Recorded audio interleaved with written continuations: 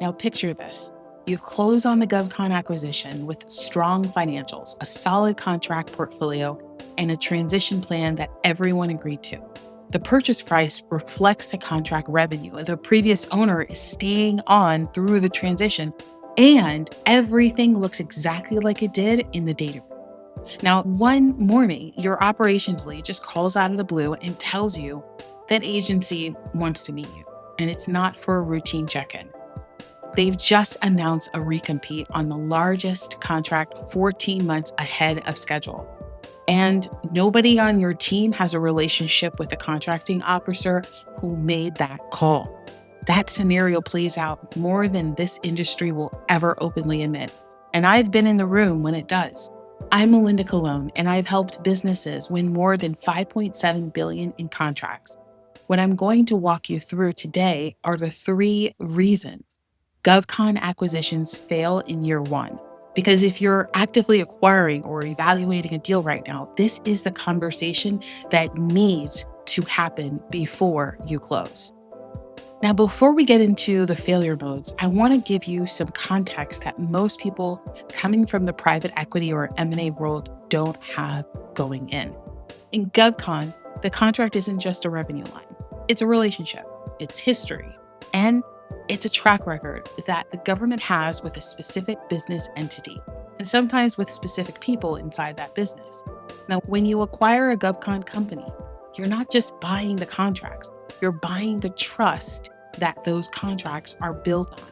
And in government contracting, trust is tied to 3 things: past performance, key personnel, and incumbent advantage. You lose any one of those 3 things, and contracts that looked bulletproof in due diligence start to look very different quickly. This is what most acquirers don't fully understand going in, and it's exactly why year 1 is so dangerous. Government contracts have specific requirements around novation, change of ownership notification, and in some cases, recompete timelines. When a business is acquired and the ownership changes structurally, there are steps that have to be taken with contracting officers. If those steps are missed or delayed, you can trigger a contract review that nobody is expecting. And the problem is that most buyers treat the legal transfer of ownership as the finish line, and it's not. That's the starting lane for the contract transition. The finish line is where every active contract has been properly novated. Every contracting officer has been notified, and every performance obligation has been confirmed under the new entity. I've seen deals where the process was handed off to someone with no GovCon background and treated as purely administrative task. And that's a mistake because that can cost you the contract entirely, even if you're in the midst of delivering. This is a strategic conversation, and it needs to be treated as one from day 1. The second failure mode is key personnel. They leave and nobody can see it coming. And let me give you a real picture of what that really looks like. I worked with a company that had just been acquired by a holding group out of Atlanta, and they had a strong portfolio, in fact, 3 active federal contracts. And the previous owner had a program manager who had been embedded with the primary agency for almost 5 years. She wasn't just managing the contract, she was the relationship. She tied the business to the agency. And the contracting officer knew her by name and called her directly with issues that came up and had just renewed a 2-year option on her recommendation alone. Nobody on that acquisition team thought to ask what it would take to keep her. So she left 4 months after the close and took a role with a competitor. Happens all the time. Within 6 months, that agency issued a recompete on a contract that had 2 years left on it. The justification was performance concerns, which had never come up before. She left because she handled it all. That contract was worth more than the entire acquisition price. But here's what you need to understand about government contracting. Relationships are currency, and a lot of that currency lives in 1 or 2 people inside the company you're buying. It might be the program manager who's been working with that agency for years, or the BD director who knows every contracting officer in the region. Or sometimes the key person is named directly in the contract language itself. When those people leave, the contract doesn't go with them, but the trust does. and the history does. And the reason the agency even kept you on, say, yes, does too. If you don't have retention plan for key personnel because you've never done that or you never considered this before close, you're one resignation letter away from a problem you didn't even price in the deal. Most GovCon companies have a business development function that is relationship driven and operates on a long cycle. The deals that close in year 3 were planted in year 1.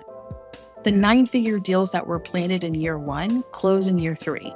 And when an acquisition happens and leadership changes, that BD function often goes quiet while everyone is figuring out the new reporting structure and the new priorities.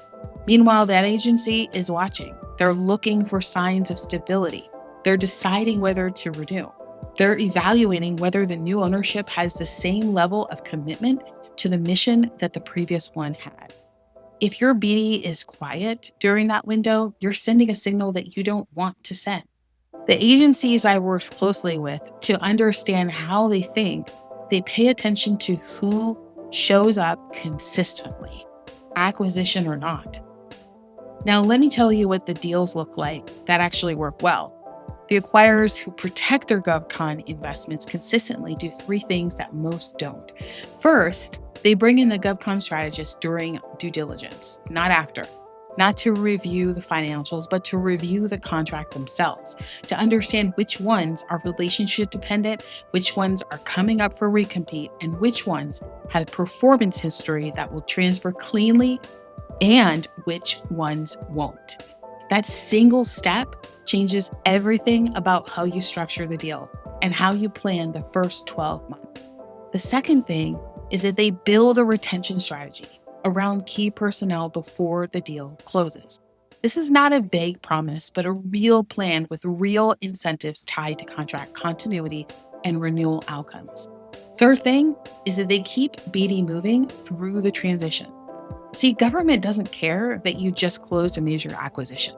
Your agency partners are still watching your performance and your responsiveness.